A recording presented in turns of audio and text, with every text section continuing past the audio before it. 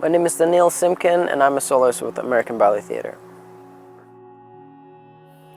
I was born in Russia, in Novosibirsk, Siberia, to a ballet family. Both of my parents were dancers. And my mother was a principal dancer with Novosibirsk Ballet, and my father was a soloist. My father graduated from Bolshoi and my mother from Novosibirsk. And when I was 2, my family moved to Germany.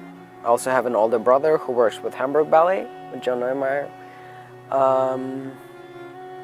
I grew up in Germany, spent 16 years there. Since I was about 7, I did gymnastics for 2 years. But at the same time, danced on stage, like alongside my father, like the cute kid.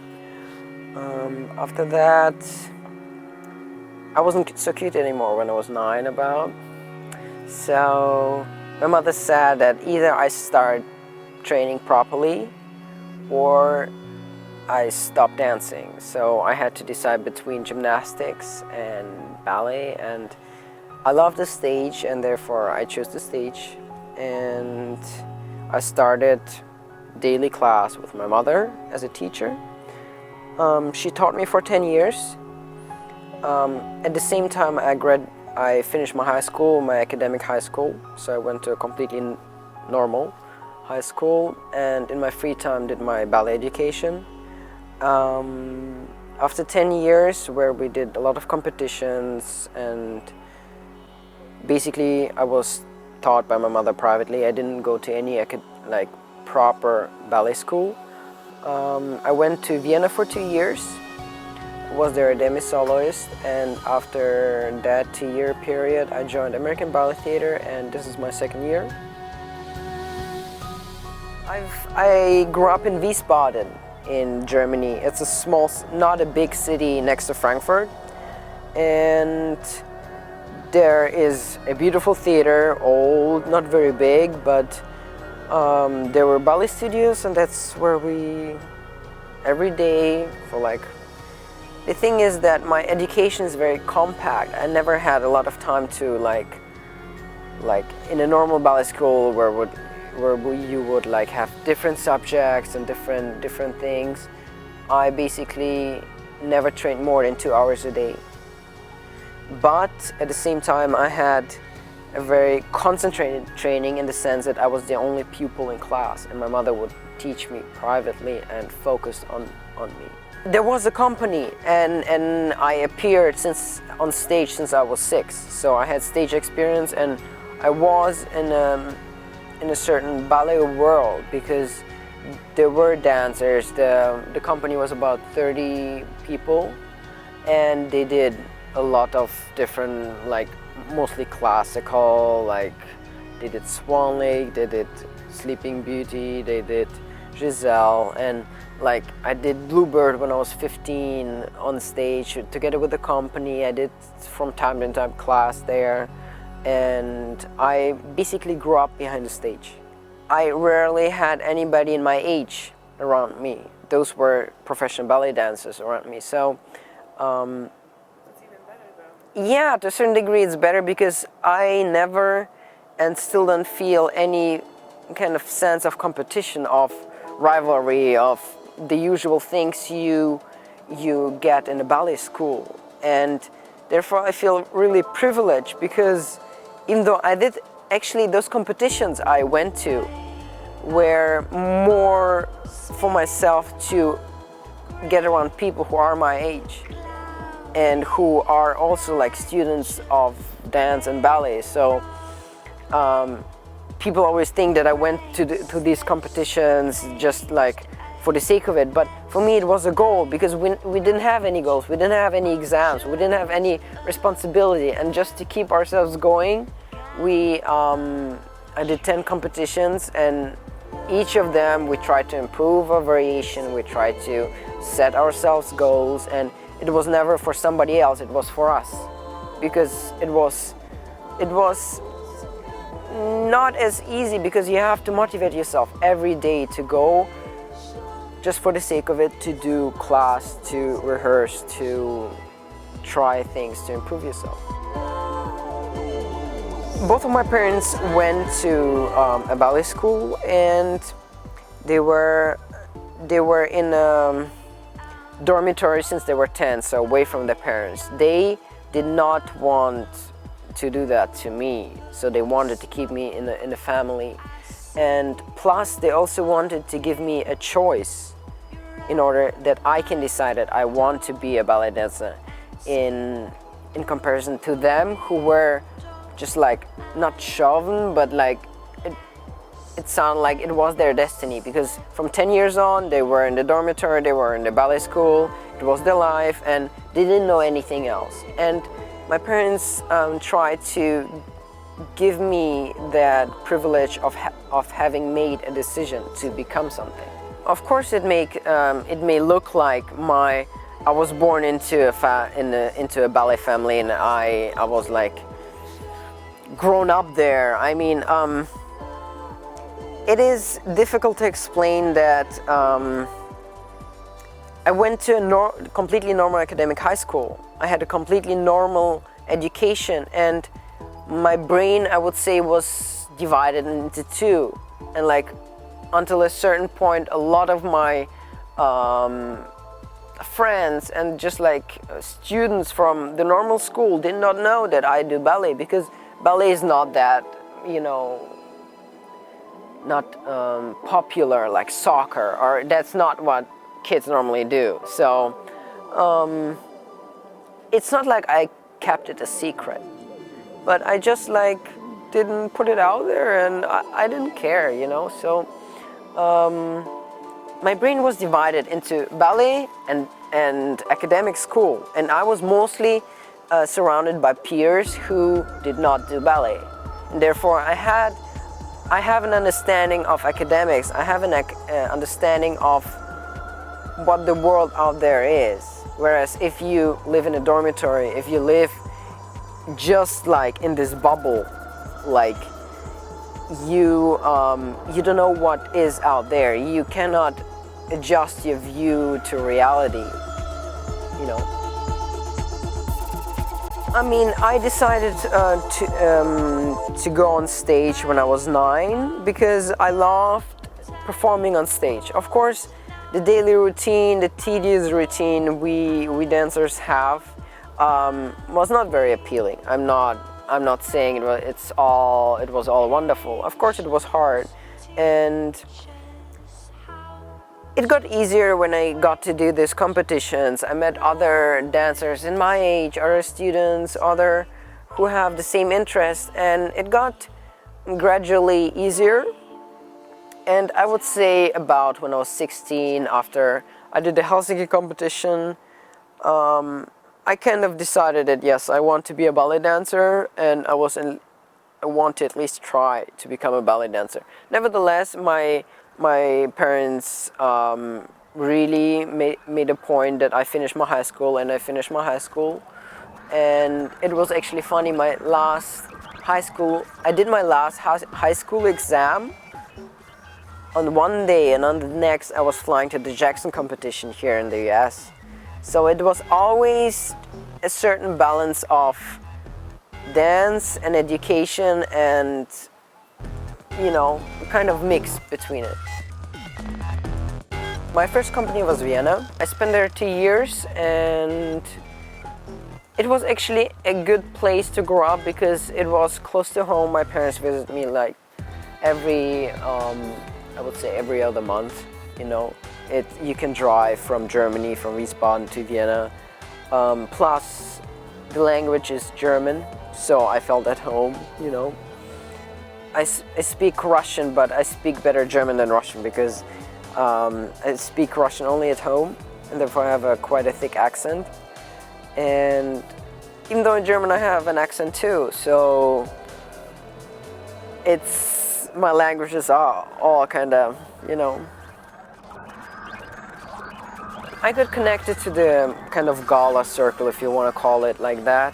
First of all, of course, through my father. He did a lot of galas, and I got a little bit like pushed into that into that circle, and I did dance with him, some pieces with him, some pieces by myself, and it, you know, once you start performing and people see you, people recognize you, and especially like people knew my father and he has the same name, so it was, of course, I was lucky. I cannot deny it, and that's how I started. And then also YouTube, I have to say, helped me a lot.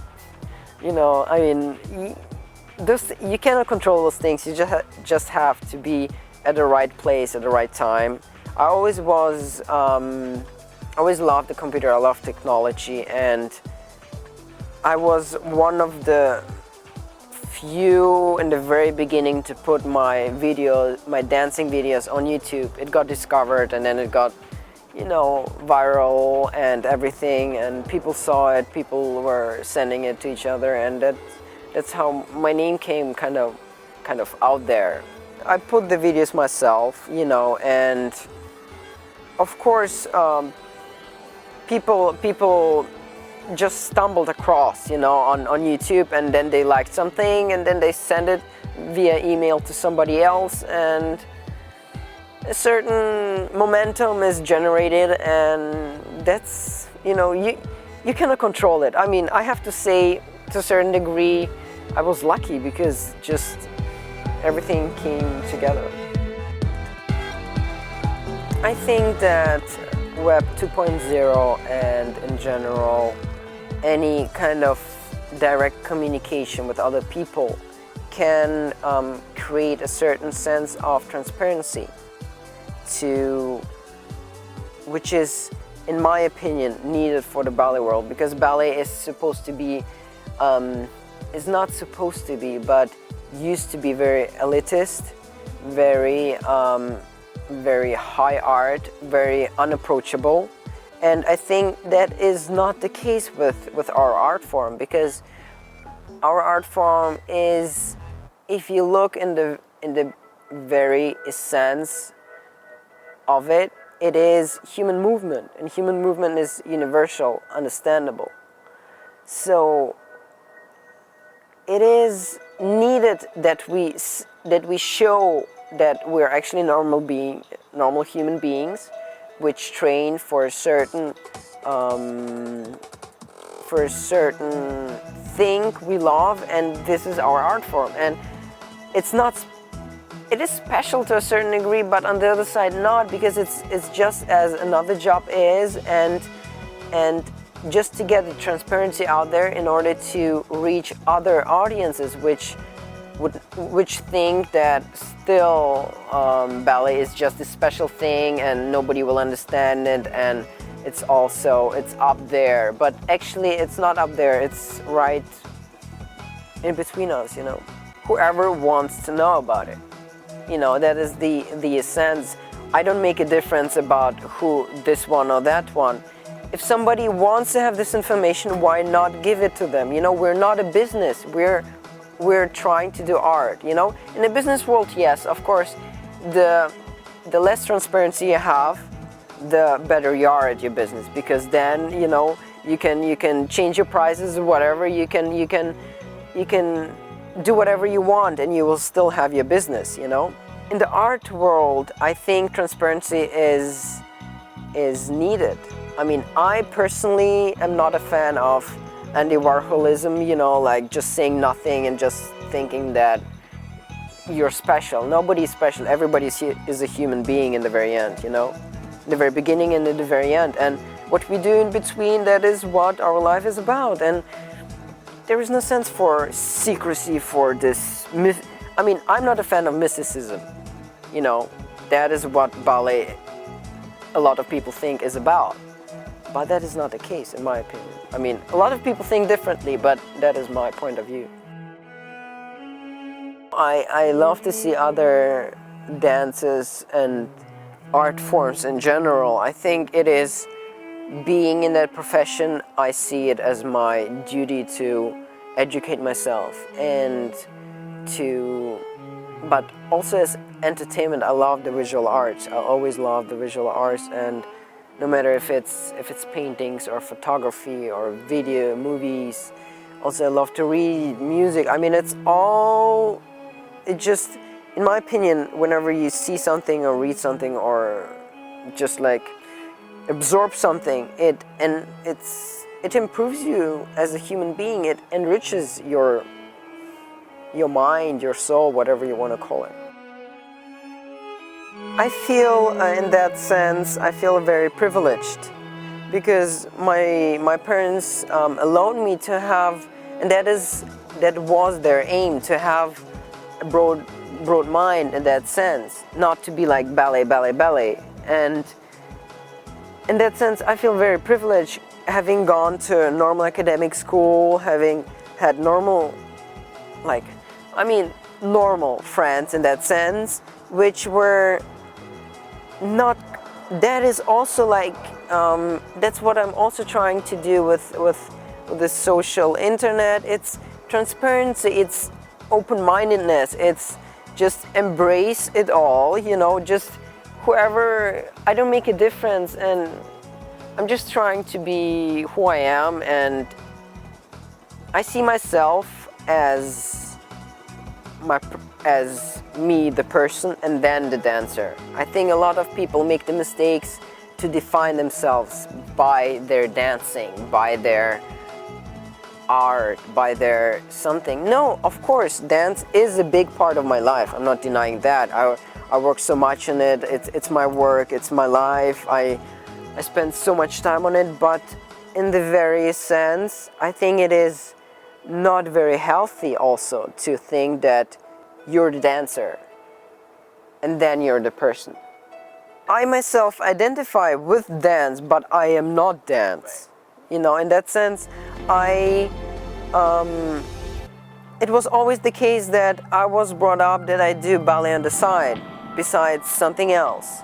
So, and I never, maybe it is a good thing, I never trained more than 2 hours a day with my mother in the period where other students would train like 6 hours a day or how much, So in that sense, I also feel lucky that there's a certain lightness, I just don't think it should be that you define yourself as the dancer, and when the dancer is not there, what is there? There's nothing, And I know that I will finish dancing at some point, and that point will come no matter what, So why fight it, And then I'm not going to be a dancer anymore. How can I define myself? Not at all, I mean, I personally think that a lot of dancers get very, very narrow-minded, and in my opinion, it is not very healthy, and it's not good for your development in general as a person, as a human being, to be like completely, this is it, this is it. And also, in my opinion, you can see that on stage. If somebody is just like that, this is the end of the world, then you feel that there's not much enrichment to the soul, not much enrichment to the person, because the person is just like that, just like that. It's not like that. It's not just all dance, it's life, And dance is a big part of my life. I'm not denying that.